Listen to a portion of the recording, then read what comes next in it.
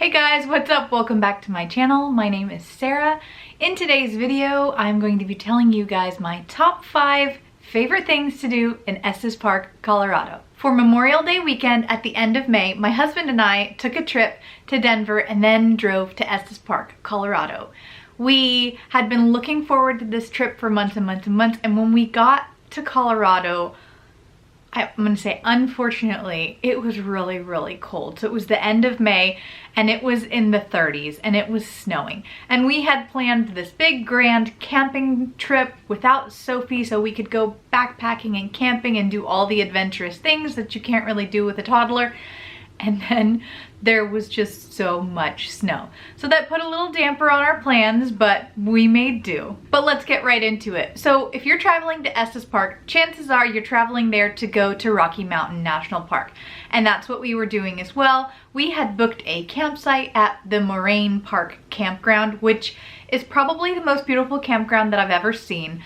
The individual sites aren't all on top of each other. Some are actually up on a hill, some are down lower. So we had this gorgeous spot up on a hill with amazing views, and that's where we set up camp the first night. So as you guys can see, it was snowing quite a bit as it was getting dark outside. We had lit a fire and we're having a good time, and we called it a night at about 9 o'clock and got in the tents, prepared to, you know, be cold, but we were gonna just do it and say that we had done it. We had all the best intentions, and then about 20 minutes later my sleeping pad started to leak and I was literally laying on the ice cold floor. So we had to pack up our things and look for a hotel in the middle of the night, which wasn't ideal, but it all ended up okay. But after we'd gotten a good night's rest somewhere nice and warm, we set out to do our long hike. And our long hike was up to Fern Lake. And I didn't actually get a ton of footage from this trip because, you know, it was snowing, it was cold. I had gotten hit in the eye the day before with the little dongle from my jacket and I had a black eye. I will insert that footage here. So quick update from Rocky Mountain National Park. It is May 23rd and there is snow, very deep snow. But in other news, I have a black eye. Somehow he accidentally grabbed this thing. This is metal and it snapped back and it popped me right in the eyeball and I screamed. You guys, this would only happen to me. It's just, so that's how our trip started. So come day 2, I wasn't so keen on filming, but we had an amazing time. Rocky Mountain National Park is stunning. Whether you're camping there, you're hiking, even if you just want to stay in your car and drive Trail Ridge Road, it is gorgeous. I would love to go back someday when it's a little bit warmer and truly have that camping experience and have Sophie with us and show her the mountains and all the wildlife. I know that she would love it. So number 2 on the list is a place that I actually haven't heard a lot of people talk about, and that is the YMCA of the Rockies. Now, here in Texas where we're from, the YMCA is typically a gym type of facility. So I didn't really know what to expect with YMCA. And as we drove to this complex in the middle of the night, after we left our campground, I was really taken aback by how huge this was. There were just buildings and buildings and buildings and cabins, and I just couldn't tell what was what. And when we checked in, I asked a couple of questions. I believe they can sleep up to 4,000 people. Between the rooms and the cabins that they have, it's just an enormous facility. And once we woke up the next morning, the views from this place that sits right at the foot of the Rockies are just one of a kind. I could not believe my eyes. I could not believe that this is like not the #1 place that everyone stays at when they go to Estes Park. But if you're ever in the area, I highly recommend it, especially if you have kiddos, because they offer horseback riding, fishing, archery, rock climbing, all kinds of activities right there on site. And you know, when you have kids, sometimes you just don't want to drive all over the place. And there were tons of kids there. I almost felt a little bit guilty that we didn't have Sophie with us. This brings me to number 3. If you're in Estes Park, if you're going to Estes Park, you've probably heard of the Stanley Hotel. It's this gorgeous, historic hotel that's been around for over 100 years and is probably most well known from Stephen King's book, The Shining, which I believe either takes place there or was based there, whichever way you want to say it. We didn't stay at the Stanley Hotel, but I knew I had to do a drive-by just because of all the photos that I had seen, and it definitely didn't disappoint. If we ever go back, I would love to go inside and get a drink and just see what the inside looks like, but we were a little bit pressed for time. Number 4, this is where it gets fun.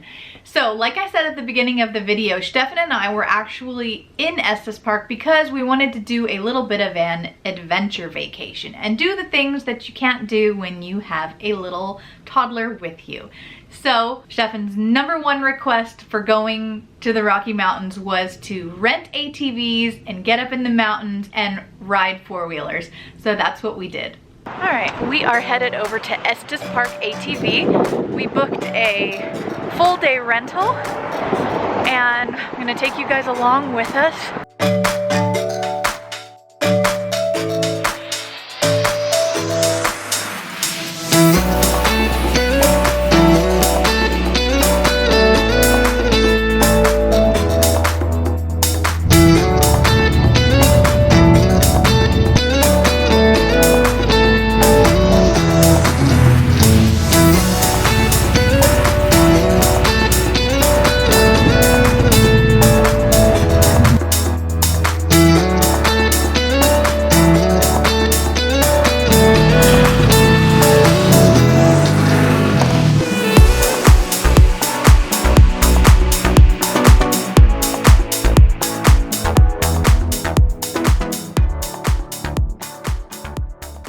We booked with a company called Estes Park ATV Rentals. They made the whole process really simple.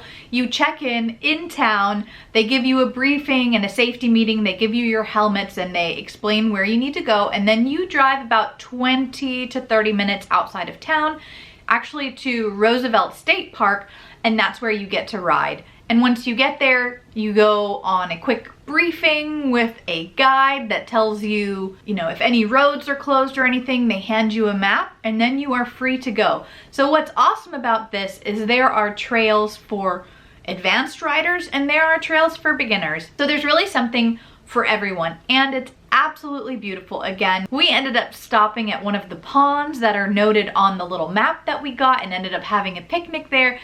And it was honestly one of the coolest things because you're in the middle of nowhere, in the woods, in nature. It was just absolutely stunning. So I highly recommend using Estes Park ATVs if you're in Estes Park. They treated us really well. It was very easy, very simple, and we had a great time. And that brings me to number 5. So the last adventurous thing that we had to do when we were in Colorado was whitewater rafting. Now you guys might think we're crazy.